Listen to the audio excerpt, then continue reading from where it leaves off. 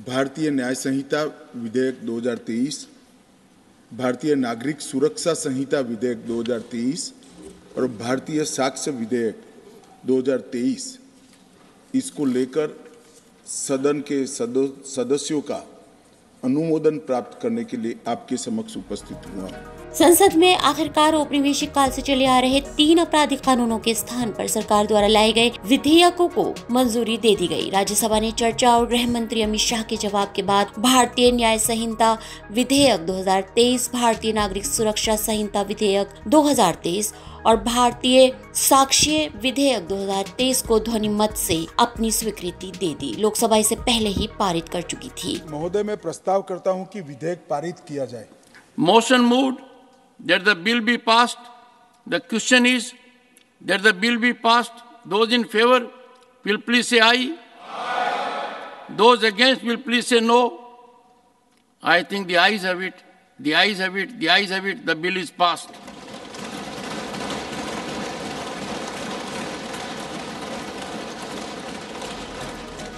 Bill pass होने के बाद राज्यसभा अनिश्चितकाल के लिए स्थगित कर दी गई। इससे पहले संसद के शीतकालीन सेशन के लिए लोकसभा की बैठक निर्धारित अवधि से एक दिन पहले ही यानी बृहस्पतिवार को अनिश्चितकाल के लिए स्थगित कर दी गई थी। These 3 bills that create history have been passed unanimously.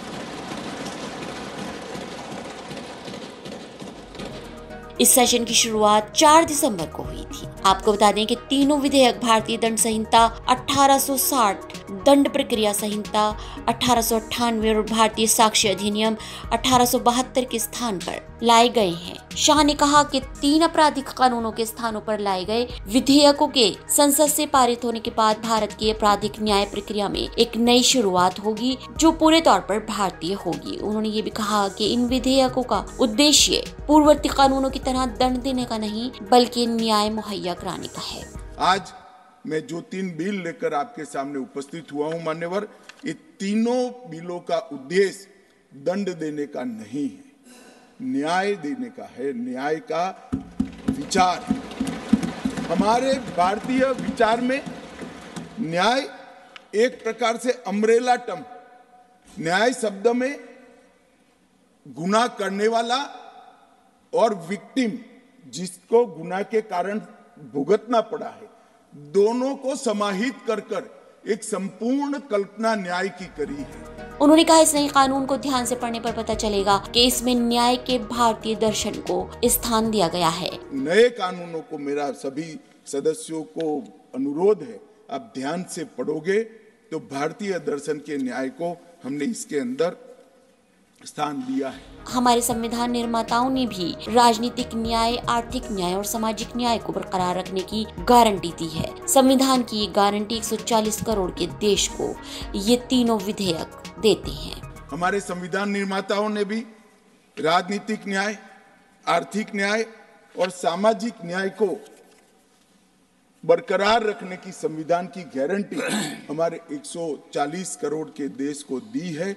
इसको भी परिपूर्ति करने का इस तीनों बिल के अंदर प्रयास किया गया है। उन्होंने कहा कि इन कानूनों की आत्मा भारतीय है। पहली बार भारत द्वारा भारत के लिए और भारतीय संसद से बनाए गए कानून से हमारी आपराधिक न्याय प्रक्रिया चलेगी, इसका मुझे बहुत गर्व है। ये कानूनों की आत्मा मान्यवर भारतीय है और पहली बार क्रिमिनल जस्टिस सिस्टम में भारत द्वारा भारत के लिए और भारतीय संसद से बनाए गए कानूनों से अब हमारी क्रिमिनल जस्टिस सिस्टम गवर्न होगी, इसका मुझे बहुत गौरव है माननीय। उन्होंने कहा कि भारतीय दंड संहिता, दंड प्रक्रिया संहिता और भारतीय साक्ष्य अधिनियम, इन तीनों कानूनों को 1857 के स्वतंत्रता संग्राम के बाद अंग्रेजों के शासन की रक्षा के लिए बनाया गया था। उन्होंने कहा कि इनका उद्देश्य सिर्फ और सिर्फ अंग्रेजों के शासन की सुरक्षा करना था। इसमें कहीं भी भारत के नागरिक की सुरक्षा,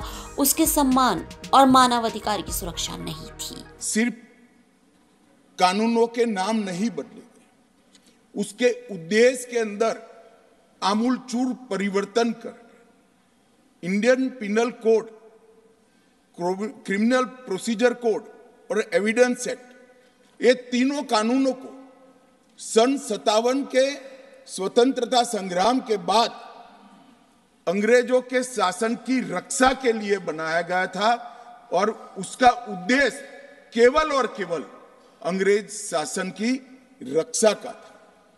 उसमें कहीं भारत के नागरिक की सुरक्षा, उसके सम्मान की सुरक्षा, इसके मानव अधिकार की सुरक्षा और निर्बल को रक्षण देने की व्यवस्था दूरबीन लेकर भी ढूंढे तो नहीं दिखाई देती। केंद्रीय गृह मंत्री ने यह भी कहा कि इन कानूनों के लागू होने के बाद देश में तारीख पर तारीख का दौर चला जाएगा और 3 साल में किसी भी पीड़ित को न्याय मिल जाए, ऐसी प्रणाली देश में स्थापित हो जाएगी। मैं आज विश्वास के साथ कह रहा हूं मान्यवर, जब इसका पूरा इम्प्लीमेंटेशन हो जाएगा तब FIR से लेकर जजमेंट तक की पूरी प्रक्रिया ऑनलाइन हो जाएगी और टेक्निक का सबसे ज्यादा उपयोग अगर कोई एक देश की क्रिमिनल जस्टिस सिस्टम के अंदर होगा तो वो भारत की क्रिमिनल जस्टिस सिस्टम होगा। मान्यवर, 0 FIR, E-FIR और लगभग 2027 तक देश भर के सभी केस के रिकॉर्ड को डिजिटाइज करने का प्रावधान भी हमने किया है। उन्होंने ये भी कहा कि ये विश्व की सबसे आधुनिक और वैज्ञानिक न्याय प्रणाली होगी। Bureau report, ST news.